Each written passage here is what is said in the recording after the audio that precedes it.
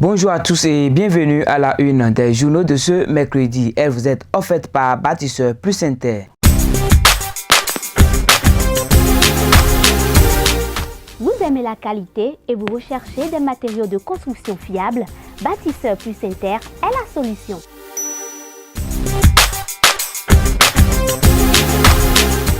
Bâtisseur Plus Inter importe tout ce dont vous avez besoin en carrelage, en luminaire, en sanitaire, en robinetterie, en ameublement et en plomberie.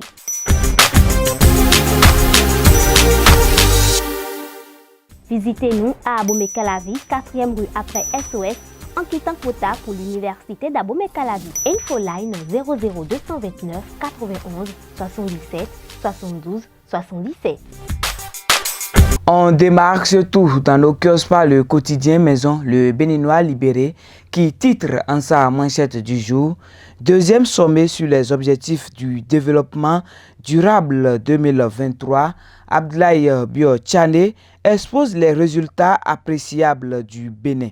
En deuxième de une de votre journal, réaction tous azimuts après sa conférence de presse, Gbada Massi répond à Yayi. L'intégralité de sa réaction à la page 5 de votre journal, toujours à la une de votre journal, 21e concours d'agrégation du CAMES. Le professeur Djokbenou et 3 autres Béninois dans les jurys. En bas de page de votre journal, projet sport au féminin 2023, la Fédération béninoise de handball FBHB forme 36 stagiaires en quête de la licence DIHF. Une preuve que les ambitions du président Sidiki Karimou sont en marche. Dans la colonne de votre journal, situation politique au Niger, l'éclairage de la sentinelle républicaine. Le matinal paru ce mercredi titre en sa manchette « Utilisation des pompes non conformes des stations-service épinglées. Le potentiel à présent ». Le journal s'intéresse à une affaire domaniale et titre en sa manchette « Non-respect du code de l'administration territoriale à la mairie d'Abomey. Signature des actes domaniaux, le maire Antoine Djerdou viole la loi, toujours avec le potentiel. Démarrage de l'année scolaire 2023-2024. La ministre Tony Fodé rend visite aux élèves handicapés.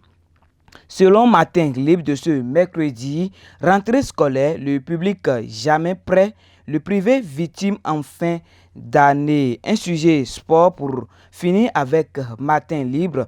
Sport au féminin 2023, phase 2, 36 stagiaires en formation pour la licence DIHF.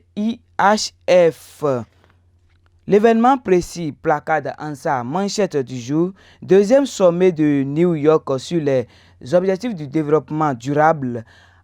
Abdoulaye Bio Tchane présente les progrès et les engagements du Bénin. 2 jours après la rentrée scolaire, la nation nous informe que les cantines déjà fonctionnelles. Plus de détails à la page 9 de votre journal, toujours dans ce volet éducatif.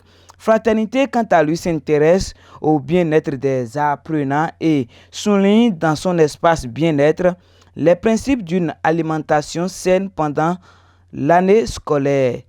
Ces principes sont énumérés à la page 6 de votre journal. Chers amis internautes de Biel TV, pour finir, nous allons faire un tour à la maison. Quotidien Le Béninois libéré qui titre en sa manchette du jour « Deuxième sommet sur les objectifs du développement durable 2023 ». Abdoulaye Bio Tchane expose les résultats appréciables du Bénin. En deuxième de une de votre journal, réaction tous azimuts après sa conférence de presse. Gbada Massi répond à Yayi. L'intégralité de sa réaction à la page 5, toujours à la une, 21e concours d'agrégation du CAMES. Le professeur Djokbenou et 3 autres Béninois dans les jurys. En bas de page de votre journal, projet sport au féminin 2023, la Fédération béninoise du handball forme 36 stagiaires en quête de la licence DIHF. Une preuve que les ambitions du président Sidiki Karimou sont temps marche. Chers amis internautes de Buell TV, ce sera tout pour la une des journaux de ce mercredi. D'ici à là, portez-vous bien.